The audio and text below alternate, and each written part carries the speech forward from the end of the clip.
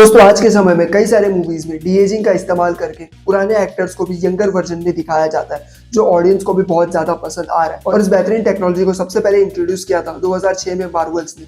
X Men and the last 10 movies में इस technology को सबसे पहले इस्तेमाल किया गया था और मार्वल्स ने कई सारे मूवीज में इस डी-एजिंग टेक्नोलॉजी का इस्तेमाल किया है। तो दोस्तों आज हम बात करेंगे मार्वल और सुपर हीरोज के अलावा और कौन कौन से मूवीज ने इस डी-एजिंग टेक्नोलॉजी का इस्तेमाल करके अपने मूवीज को बेहतर बनाया है। सबसे पहले हम बात करेंगे हैरी पॉटर की फ्रेंचाइजी की।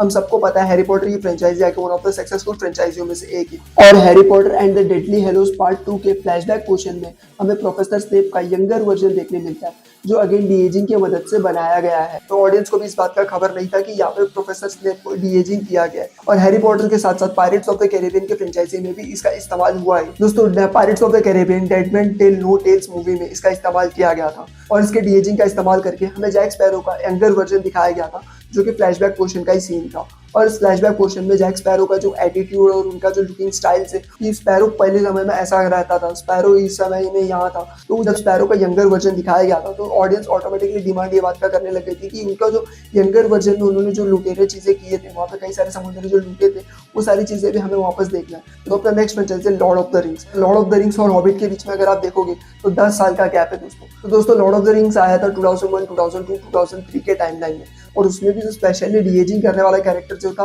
वो था लेगोलस का कैरेक्टर। और जो लेगोलस के कैरेक्टर प्ले किए ऑरलैंडो ने, उनके फेसेस को डी-एजिंग करके 10 जैसे 2003 में दिखाया गया था हमें लॉर्ड ऑफ द रिंग्स में, सेम कॉन्सेप्ट को उठाकर 2013 के मूवी में सेम डी-एजिंग का इस्तेमाल करके हमें दिखाया गया था। और इसी डी-एजिंग का इस्तेमाल करते हुए अपने जेम्स कैमरॉन की टर्मिनेटर फ्रेंचाइजी में भी इसका इस्तेमाल हुआ है। 2019 में रिलीज हुई टर्मिनेटर डार्क फेट मूवी में अर्नोल्ड का हमें यंगर वर्जन देखने मिलता है, जो कि बहुत एक्यूरेट था। तो दोस्तों जब ये मूवी की शूटिंग हो रही थी तब अर्नोल्ड का जो एज था वो था 70 के अबव, लेकिन यहाँ पर उन्हें डी-एजिंग करके वापस से बताया गया एक यंगर वर्जन के पॉइंट पे, जो ऑडियंस को भी बहुत ज्यादा पसंद आया था।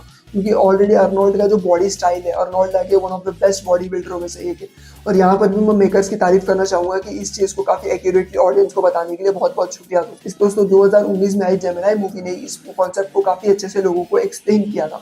तो दोस्तों इस मूवी में विल स्मिथ को टोटल 2 कैरेक्टर में दिखाया गया था, सबसे पहले 51 एज का और दूसरा आके 23 एज का। तो ये दोनों एज डिफरेंस को कवर करते हुए डी-एजिंग का इस्तेमाल करके काफी एक्यूरेटली इस मूवी को बनाया गया था। लेकिन जब आप मूवी देखोगे तो आपको इतना डिफरेंस दिखाई नहीं देगा, थोड़े थोड़े जगह पे ऐसा फील होता है। नॉर्मली अगर आप मूवी देखोगे तो आपको इतना डिफरेंस दिखाई नहीं देगा। तो इसी मूवी ने दोस्तों क्लोन का कॉन्सेप्ट जो है लोगों को बहुत ही अच्छे से एक्सप्लेन किया था और उसकी स्टोरी टेलिंग काफी अच्छी थी दोस्तों।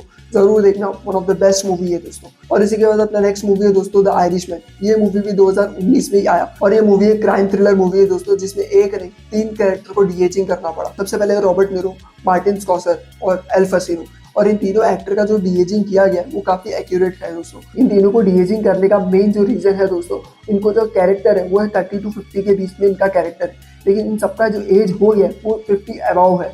तो इन 50 अबव के एक्टर्स को हमें दिखाना है थोड़े यंगर वर्जन में, यानी कि ज्यादा भी यंग नहीं और ज्यादा भी ओल्ड नहीं, एक मिनिमम फेस में इन्हें दिखाना है। तो इसी के लिए इनके चेहरे को डी-एजिंग करके काफी अच्छे से और एक्यूरेटली दिखाया गया है दोस्तों अपना नेक्स्ट मूवी है इंडियाना जोन्स। इंडियाना जोन्स की फ्रेंचाइजी भी हम सबको पता है काफी पुरानी फ्रेंचाइजी है। अभी दोस्तों ये पूरे फ्रेंचाइजी के मेन लीड एक्टर है बोले तो वो है हैरिसन। और जब 2023 में इंडियाना जोन्स का लास्ट मूवी रिलीज हुआ था तो वहाँ पे हैरिसन का यंगर वर्जन को हमें देखने मिलता है एज अ फ्लैशबैक पोर्शन।